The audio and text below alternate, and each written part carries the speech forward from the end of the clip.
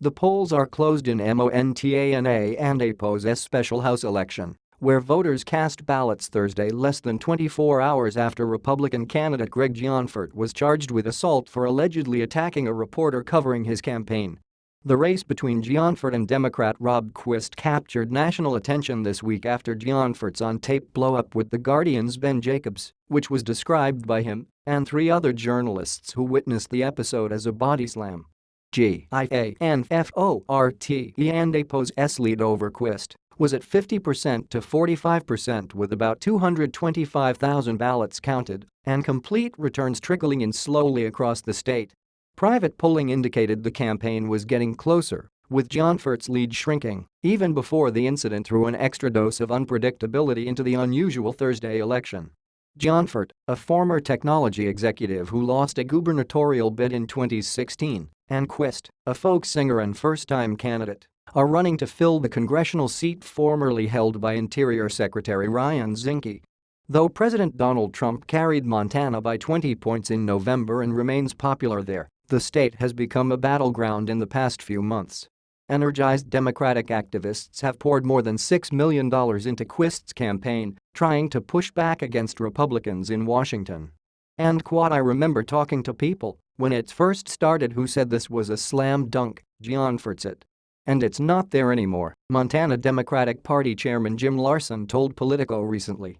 It is a lot closer than people ever thought it would be. Over 250,000 voters had already cast absentee ballots by the time of the Gianforte incident, which will limit its impact on the final results. But the story led local newscasts throughout Montana on Wednesday night and Thursday morning as the remaining voters prepared to go to the polls. Gianforte's campaign blamed Jacobs on Wednesday, but that account was directly contradicted by Fox News reporters who witnessed the altercation. Gianforte grabbed Jacobs by the neck with both hands and slammed him into the ground behind him, Fox News' Alicia Cunha wrote. Faith, Keith and I watched in disbelief as Gianforte then began punching the man as he moved on top the reporter and began yelling something to the effect of "and APO's I and APO's I'm sick and tired of this and APO's." Republicans had been growing concerned about Gianforte's performance for weeks, noting that the GOP has underperformed its usual margins in a number of special elections so far this year, and that Gianforte was still damaged from the negative ads he faced while running for governor in 2016. Gianforte's personal wealth helped fund his campaign, but it also became a point of attack for the populist, cowboy hat-wearing Quist, whose campaign also criticized Gianforte as an out-of-stater. He is originally from New Jersey. And Quist's big late fundraising helped him go on offense with more blistering TV ads.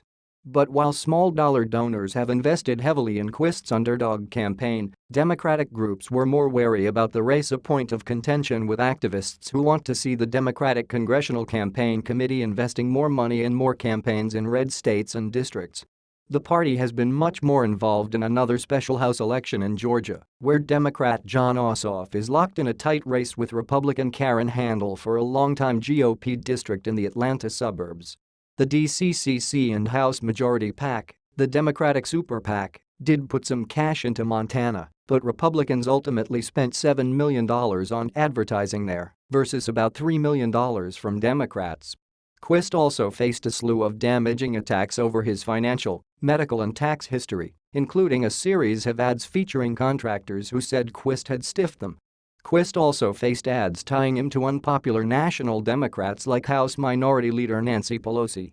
Quist tried to turn the tables on Gianforte on healthcare in the final weeks of the race, after Gianforte was taped telling lobbyists he was thankful that House Republicans passed their healthcare bill earlier this month, even as he publicly claimed he wasn't sure whether he would support the legislation.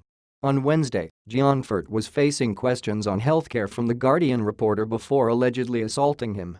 Before that, Vice President Mike Pence and Donald Trump Jr. visited Montana to hold rallies with Gianforte and increase Republican enthusiasm for the special election.